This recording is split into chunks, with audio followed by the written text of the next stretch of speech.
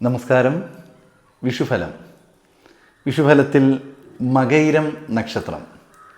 മകയിരം നക്ഷത്രത്തിൽ ജനിച്ച വ്യക്തികൾക്ക് ഈ ഒരു വർഷത്തിലുണ്ടാകുന്ന ഗുണഫലങ്ങളും ദോഷഫലങ്ങളും അതിനുള്ള പരിഹാരങ്ങളും എന്തെല്ലാമാണെന്ന് നോക്കാം.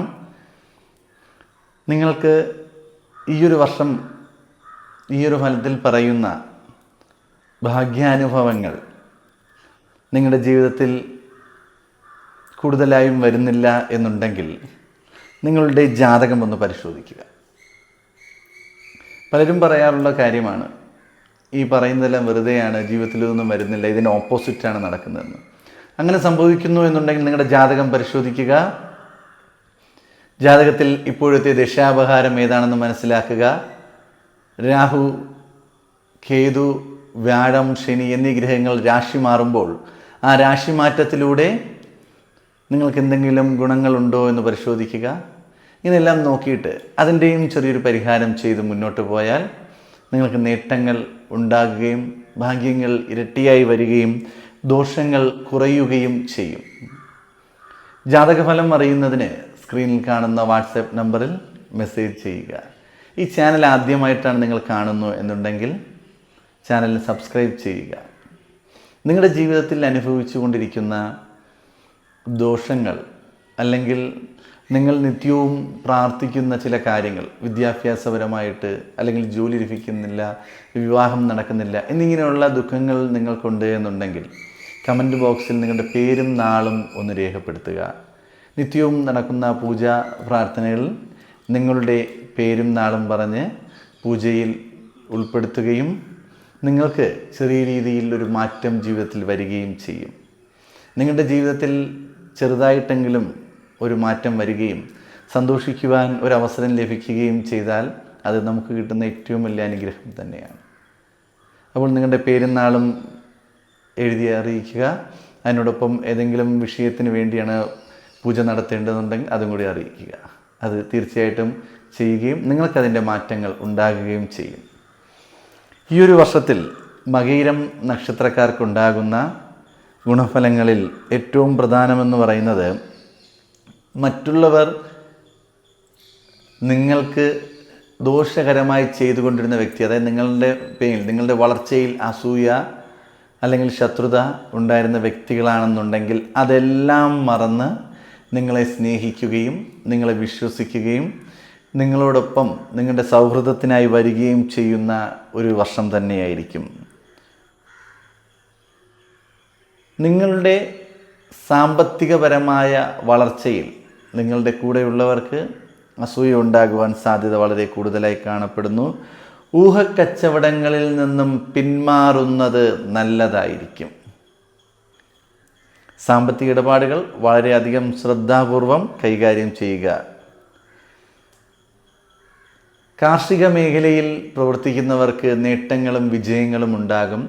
എന്നിരുന്നാലും ആ ഒരു കാർഷിക രംഗത്ത് ഇൻഷുറൻസ് എല്ലാം സ്ഥിരമായി അങ്ങനെ എടുക്കുന്ന വ്യക്തികളാണെന്നുണ്ടെങ്കിൽ അതെല്ലാം എടുക്കുന്നത് വളരെ നല്ലതാണ്. നമ്മുടെ പ്രകൃതി ദുരന്തങ്ങൾ കാരണം നിങ്ങൾക്കൊരു ദോഷവും വരാതിരിക്കുവാനാണ് അതെല്ലാം ചെയ്യുന്നത്. കാരണം നേട്ടങ്ങൾ ഉണ്ടാകാൻ സാധ്യതയുണ്ട്.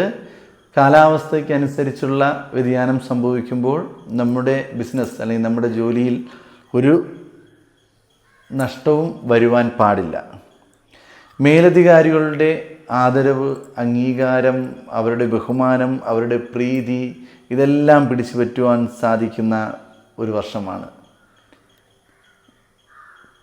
നിങ്ങൾ ആത്മാർത്ഥമായി സ്നേഹിക്കുന്ന വ്യക്തി നിങ്ങളിൽ നിന്നും അകലുവാനോ അല്ലെങ്കിൽ വഴക്കുണ്ടാക്കി പിരിയുവാനോ മാറി നിൽക്കുവാനോ അല്ലെങ്കിൽ നിങ്ങളുമായി ശത്രുതയിലാവാനോ സാധ്യതയുണ്ട്. അതിപ്പോൾ ആരുമാകാം. ദമ്പതികളാകാം, പ്രണയിക്കുന്നവരാകാം, അല്ലെങ്കിൽ നല്ലൊരു സൗഹൃദത്തിൽ കഴിയുന്നവരാകാം, മാതാപിതാക്കൾ തമ്മിലാകാം, അങ്ങനെ ആരുമാകാം. അപ്പോൾ അവയെല്ലാം സൂക്ഷിക്കുക.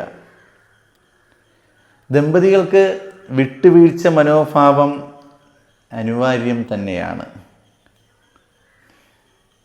പരസ്പരം അംഗീകരിക്കുവാനും ബഹുമാനിക്കുവാനും മനസ്സിലാക്കുവാനും ക്ഷമിക്കുവാനും സാധിച്ചാൽ മാത്രമേ ജീവിതം മുന്നോട്ട് കൊണ്ടുപോകാൻ സാധിക്കുകയുള്ളൂ.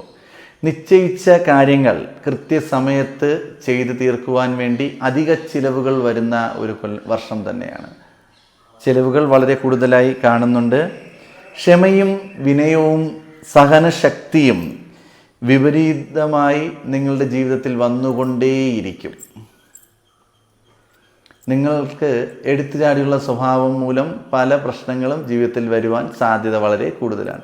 ക്ഷമിക്കേണ്ട സ്ഥലത്ത് ക്ഷമിക്കുക തന്നെ ചെയ്യുക, വിനയം കാണിക്കേണ്ടടുത്ത് വിനയം കാണിക്കുക തന്നെ ചെയ്യുക, അഡ്ജസ്റ്റ് ചെയ്യേണ്ട സ്ഥലത്ത് അഡ്ജസ്റ്റ് ചെയ്ത് മുന്നോട്ട് പോയാൽ മാത്രമേ ജീവിതത്തിൽ നേട്ടങ്ങൾ ഉണ്ടാകുവാൻ സാധിക്കുകയുള്ളൂ. രോഗദുരിതങ്ങൾ ക്ഷമിക്കും എന്നുണ്ടെങ്കിലും ആരോഗ്യകാര്യത്തിൽ നല്ല രീതിയിൽ ശ്രദ്ധയുണ്ടായിരിക്കണം. ഗ്രഹാന്തരീക്ഷത്തിൽ നിലനിന്നിരുന്ന പ്രശ്നങ്ങൾക്ക് ഒരു മാറ്റം ഉണ്ടാകുന്ന വർഷം തന്നെയാണ്.